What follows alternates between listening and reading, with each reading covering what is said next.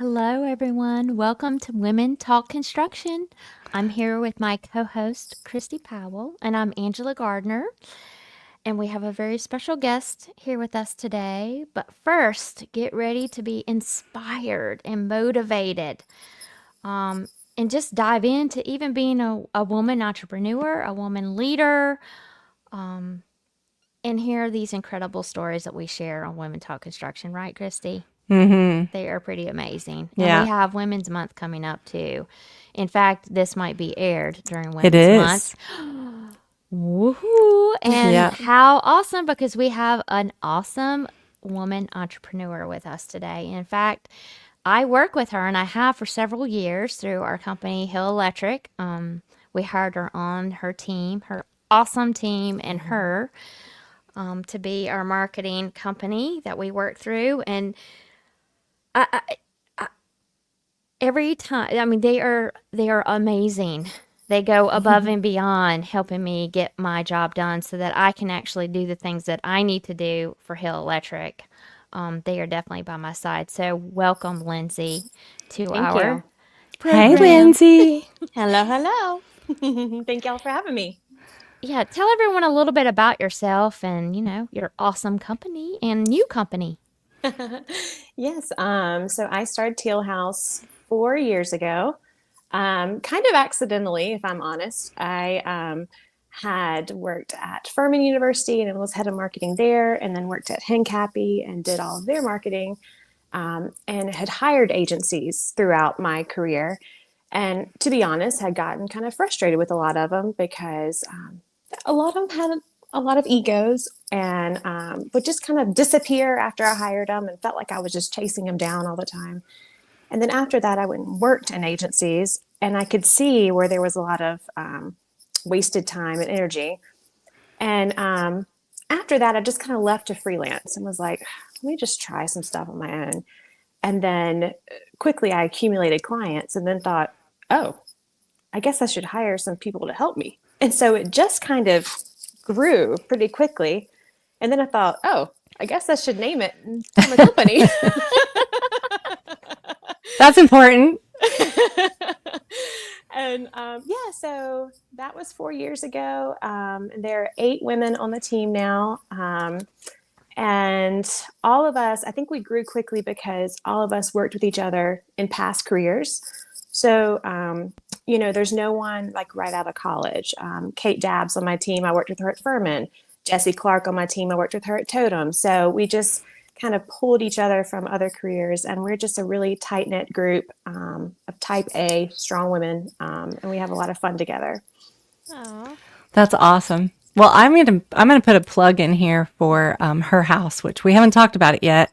But I literally left there, got in the car, and looked at Angela and said it was so nice to be somewhere just enjoying conversation and an event without having to work. Like that event was so relaxing, Lindsay. It was very Probably haven't heard that one yet, No, Lindsay. it was so For us. relaxing. It was just, it just filled my soul. And a lot of times we're in the background doing things. And as you know, you probably were the one that I usually feel like, running around trying to make sure everybody's happy, right? But it was so nice. Like the conversations filled my soul. The environment filled my soul. The glass of wine was nice. It was just a great evening. So thank you for that. Well, Let's get thank you. started. So you talked a little bit about falling into your business accidentally, and I think that the best accidents happen like that. From idea to conception, how did you take that leap in starting your company? Like what were there's several students, there's several women that listen to our podcast, many actually, and just don't know where to start. Maybe they're already working somewhere else. They don't know where to start a company. They have ideas. They want to be able to do these things. So how do they, what are the first 2 or 3 steps that you think they should take? Yeah, I am very much a perfectionist. And so, right out the gate, when I was just freelancing, I had in the back of my head, like, oh, it'd be cool to start a company. But I thought, no, I don't have a name. I don't have a brand. I don't have a website. I don't have all the things you're supposed to have.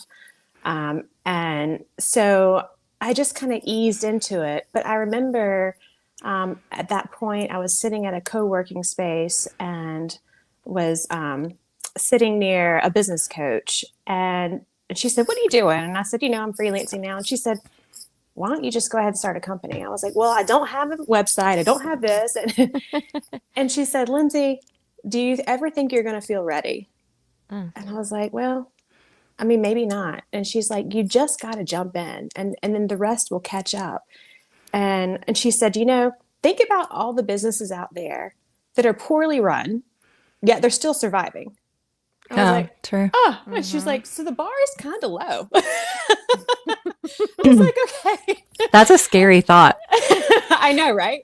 Um, but it hit me that, okay, like it is okay if I don't have everything perfect to begin with. And truly, the first year that I had a marketing company, I had no website. Like, talk about like the cobblers. What is it? The cobblers' kids that had no shoes. I mean, marketing company had no website. But it was just I was running so fast, and it was okay because people trusted me enough to allow me to do the work for them. So I think just letting go of that perfectionist, everything's got to be Mm, perfect, which is, I know, tough, but it seemed to work. So, that's awesome. What great advice, too. Yeah. Yeah. Yeah. Remind me the name of the person. This is my menopause brain. That's your friend in Atlanta that you oh, had David speak. Tan. Dave, yes, you followed exactly what he was talking about. I'm telling that other lady at that event. And I know this is you don't like you need to figure out if you first have the product or the service that people want before you create Hmm. all that other stuff because it will come along and you did just that. I mean, Mm-hmm. I just met with you and I knew that you were good with your people. And so if you're good to your people, then they certainly treat their clients well. And Mm-hmm. that's what happened. So Mm-hmm. now coming from a family business and I had to build that sustainable team too.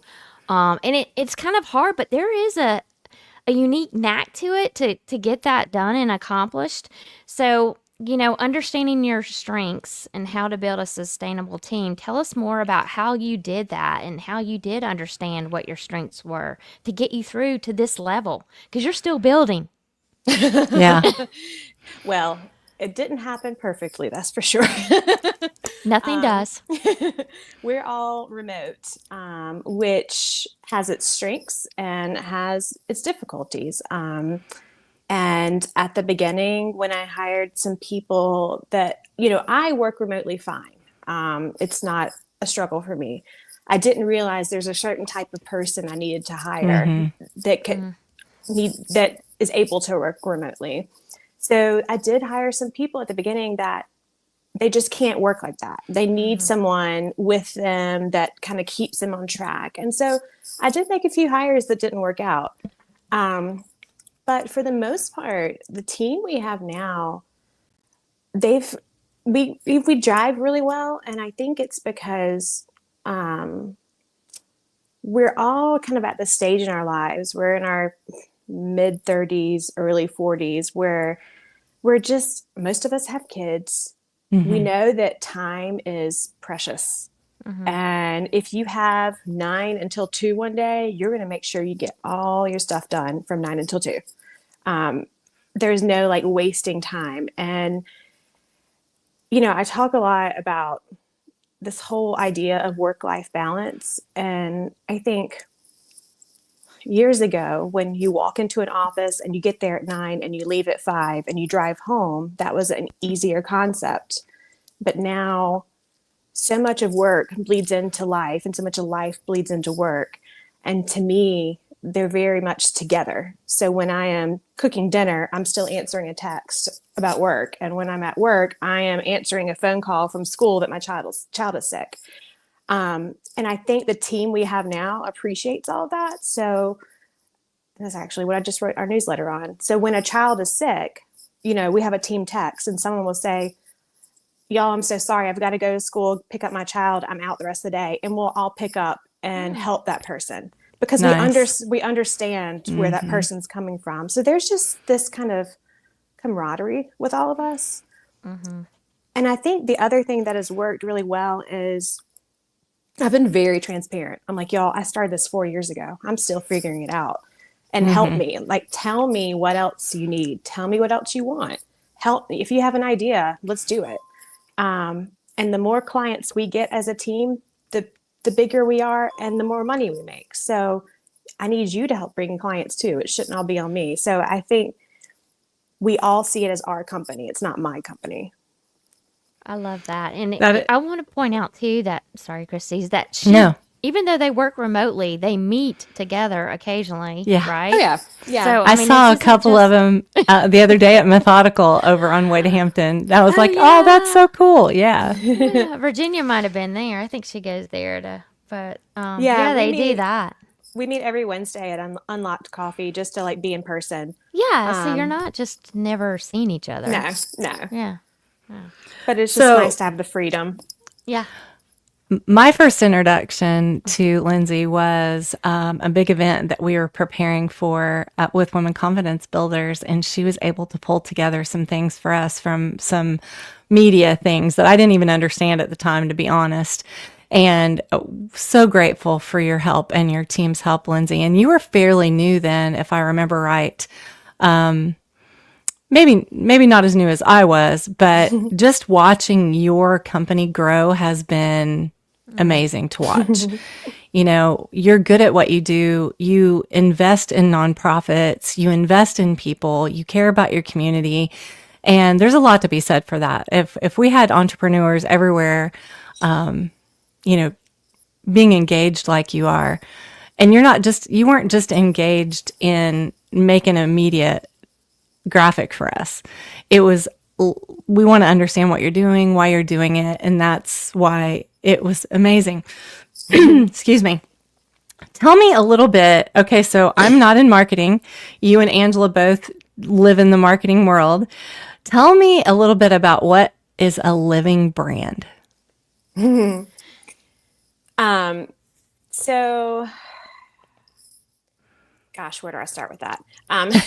Sorry, that was a hard one. No, it's totally fine. And Angela is or Hill Electric is a great example of this because they've been a client with us almost since we started. And a brand is not something that a lot of people think of a brand as a logo, like you just, and that is your brand. And we tell people all the time, no, your brand is yes, it's your fonts, your colors, your logos, but it's how you talk about yourself. It's your stories, it's your reputation, it's your people, it's all of that. And so what we do as an organization for Hill Electric and for a lot of others is we're writing those stories. And as the organization changes and grows and evolves, we're keeping up with them and developing those stories and, creating more value propositions and getting the word out there. And then truly, I mean, if you look at kind of the cadence of things, normally businesses rebrand every 4 to 5 years. And when I say rebrand, I mean new logos, new fonts, new colors. Right. But because trends change and it's good to just kind of stay up to date with things. But in general, I say the same thing with websites. People think when you launch a website, you're done. And I'm like, no, your website needs to stay active and change. And you have to add content to it constantly.